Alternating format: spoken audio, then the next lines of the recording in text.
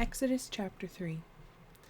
Now Moses was tending the flock of Jethro, his father-in-law, the priest of Midian, and he led the flock to the far side of the desert and came to Horeb, the mountain of God. There the angel of the Lord appeared to him in flames of fire from within a bush. Moses saw that though the bush was on fire, it did not burn up. So Moses thought, I will go over and see this strange sight, why the bush does not burn up. When the Lord saw that he had gone over to look, God called to him from within the bush, Moses, Moses. And Moses said, Here I am. Do not come any closer, God said. Take off your sandals, for the place where you are standing is holy ground. Then he said, I am the God of your father, the God of Abraham, the God of Isaac, and the God of Jacob. At this Moses hid his face because he was afraid to look at God. The Lord said, I have indeed seen the misery of my people in Egypt. I have heard them crying out because of their slave drivers, and I am concerned about their suffering. So I have come down to rescue them from the hand of the Egyptians, and to bring them up out of that land into a good and spacious land, a land flowing with milk and honey, the home of the Canaanites, Hittites, Amorites, Perizzites, Hivites, and Jebusites. And now the cry of the Israelites has reached me, and I have seen the way the Egyptians are oppressing them. So now go. I am sending you to Pharaoh to bring my people the Israelites out of Egypt. But Moses said to God, Who am I that I should go to Pharaoh and bring the Israelites out of Egypt? And God said, I will be with you. And this will be the sign to you that it is I who have sent you. When you have brought the people out of Egypt, you will worship God on this mountain. Moses said to God, Suppose I go to the Israelites and say to them, The God of your fathers has sent me to you. And they ask me, What is his name? Then what shall I tell them? God said to Moses, I am who I am.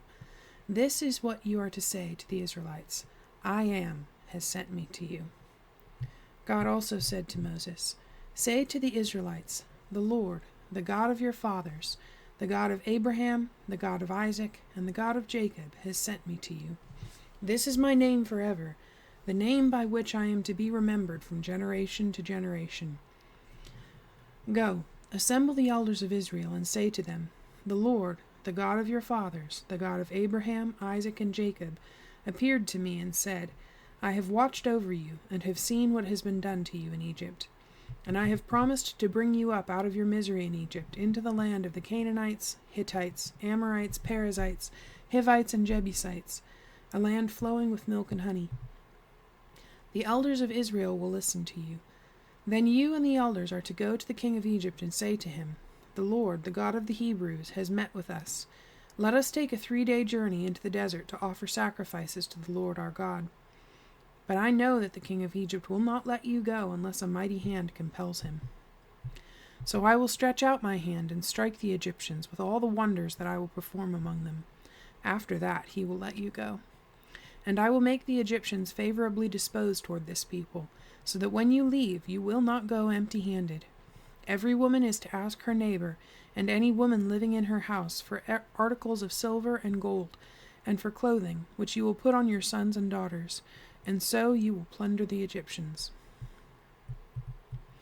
Chapter 4. Moses answered, What if they do not believe me or listen to me, and say, The Lord did not appear to you? Then the Lord said to him, What is that in your hand? A staff, he replied. The Lord said, Throw it on the ground. Moses threw it on the ground, and it became a snake, and he ran from it. Then the Lord said to him, Reach out your hand and take it by the tail.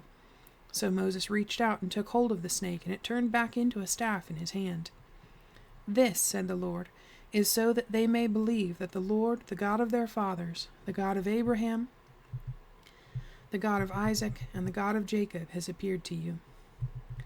Then the Lord said, Put your hand inside your cloak. So Moses put his hand into his cloak, and when he took it out it was leprous like snow.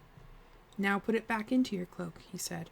So Moses put his hand back into his cloak, and when he took it out it was restored like the rest of his flesh.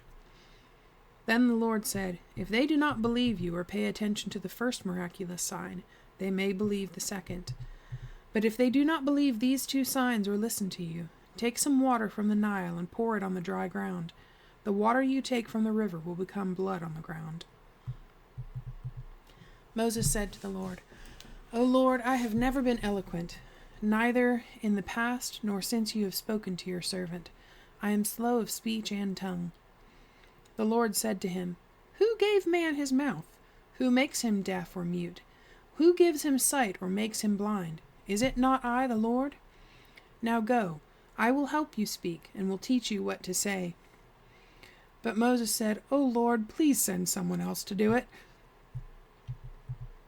Then the Lord's anger burned against Moses, and he said, "What about your brother, Aaron the Levite? I know he can speak well. He is already on his way to meet you, and his heart will be glad when he sees you. You shall speak to him and put words in his mouth. I will help both of you speak, and will teach you what to do. He will speak to the people for you, and it will be as if he were your mouth, and as if you were God to him. But take this staff in your hand, so you can perform miraculous signs with it." Then Moses went back to Jethro, his father-in-law, and said to him, "Let me go back to my own people in Egypt to see if any of them are still alive." Jethro said, "Go, and I wish you well." Now the Lord had said to Moses in Midian, "Go back to Egypt, for all the men who wanted to kill you are dead." So Moses took his wife and sons, put them on a donkey, and started back to Egypt. And he took the staff of God in his hand. The Lord said to Moses, "When you return to Egypt, see that you perform before Pharaoh all the wonders I have given you the power to do. But I will harden his heart so that he will not let the people go. Then say to Pharaoh, 'This is what the Lord says, Israel is my firstborn son. And I told you, let my son go, so that he may worship me. But you refused to let him go, so I will kill your firstborn son.'" At a lodging place on the way, the Lord met Moses and was about to kill him.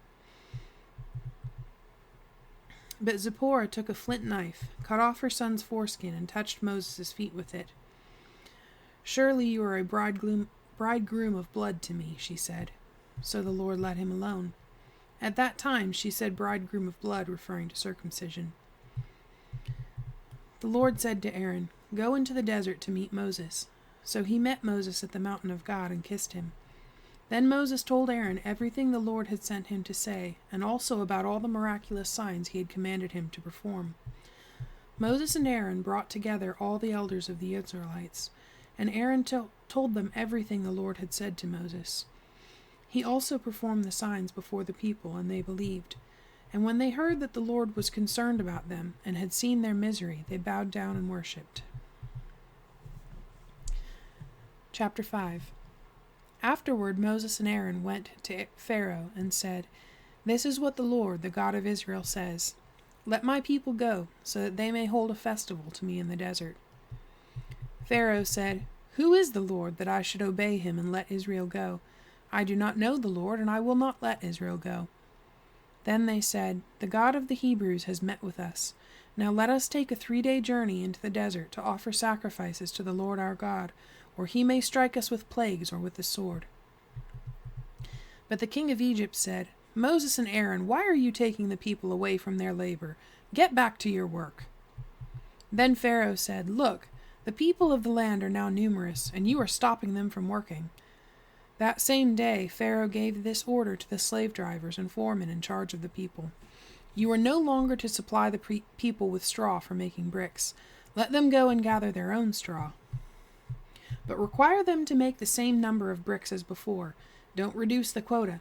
They are lazy. That is why they are crying out, 'Let us go and sacrifice to our God.' Make the work harder for the men, so that they keep working and pay no attention to lies." Then the slave drivers and the foremen went out and said to the people, "This is what Pharaoh says, I will not give you any more straw. Go and get your own straw wherever you can find it, but your work will not be reduced at all." So the people scattered all over Egypt to gather stubble to use for straw. The slave drivers kept pressing them, saying, "Complete the work required of you for each day, just as when you had straw." The Israelite foremen appointed by Pharaoh's slave drivers were beaten and were asked, "Why didn't you meet your quota of bricks yesterday or today as before?" Then the Israelite foreman went and appealed to Pharaoh, "Why have you treated your servants this way? Your servants are given no straw, yet we are told, make bricks. Your servants are being beaten, but the fault is with your own people." Pharaoh said, "Lazy, that's what you are, lazy. That is why you keep saying, 'Let us go and sacrifice to the Lord.' Now get to work. You will not be given any straw, yet you must produce your full quota of bricks." The Israelite foremen realized they were in trouble when they were told, "You are not to reduce the number of bricks required of you for each day." When they left Pharaoh, they found Moses and Aaron waiting to meet them. And they said, "May the Lord look upon you and judge you. You have made us a stench to Pharaoh and his officials, and have put a sword in their hand to kill us." Moses returned to the Lord and said, "O Lord, why have you brought trouble upon this people? Is this why you sent me? Ever since I went to Pharaoh to speak in your name, he has brought trouble upon this people, and you have not rescued your people at all."